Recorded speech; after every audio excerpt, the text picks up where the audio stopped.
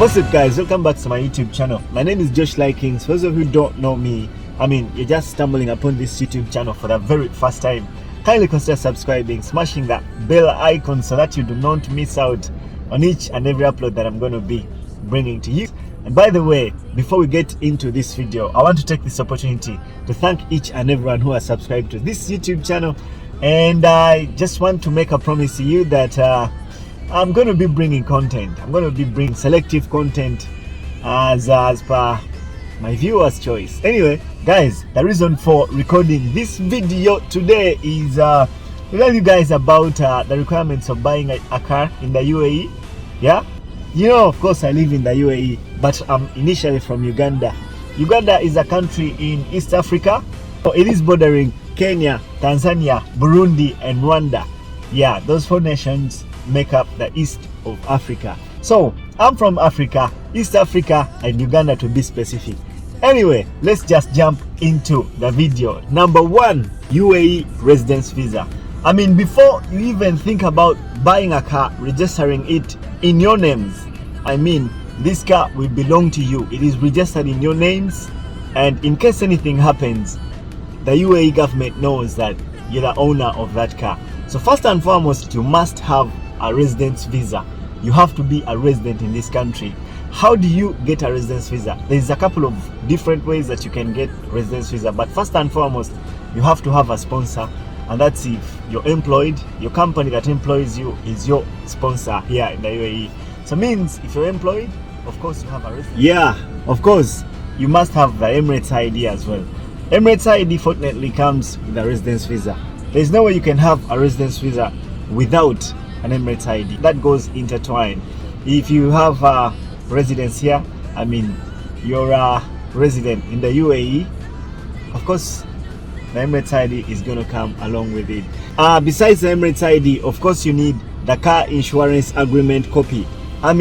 This can also be called proof of insurance for the car that you are about to buy. Before you register a car, of course here in the UAE you must have insurance first. So how you get insurance? Insurance can be gotten from insurance houses. Here in the UAE, fortunately, there's a lot of different insurance companies. So if you're interested, of course, you're going to go in the market and look for whoever gives you the best deal. When you get into problems, these guys are always willing to help, and they're just ready to help. It's insurance, that's the job. Insurance that I use personally is Insurance House. Yeah, these are very nice guys. Actually, they're willing to help anytime. Yeah, you just saw that. That is actually my registration card. So if you're buying a car or considering buying a car, someone who's selling to you must actually have the car registration card. So if I'm selling this car, of course I have to have this one. I have to have this card, and it will be submitted as well before transfers can be made to another person's name. Before you think about buying a car in the United Arab Emirates, of course, consider getting a driver's license first, because you won't be allowed to register a car without a valid UAE driver's license.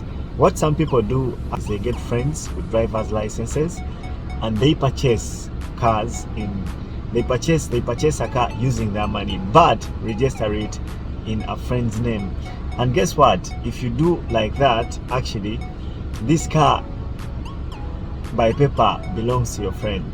So in case anything happens with this car, your friend is responsible until when you can get your own driver's license. That's when you'll be able to buy insurance and also make registration of the car under your names. So this piece of document is very important before you even think about buying a car. It's very safe for you, or it's very advisable for you to get a UAE. Invest the money in the UAE driver's license first, then you can think about buying a car.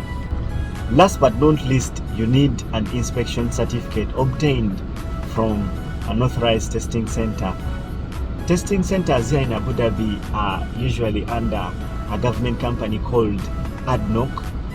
It is a government company here that is responsible for oil distribution, petroleum products and all that. This is the company. And apparently it has an arm responsible for testing all vehicles to make sure that they are fit to be driven on the road.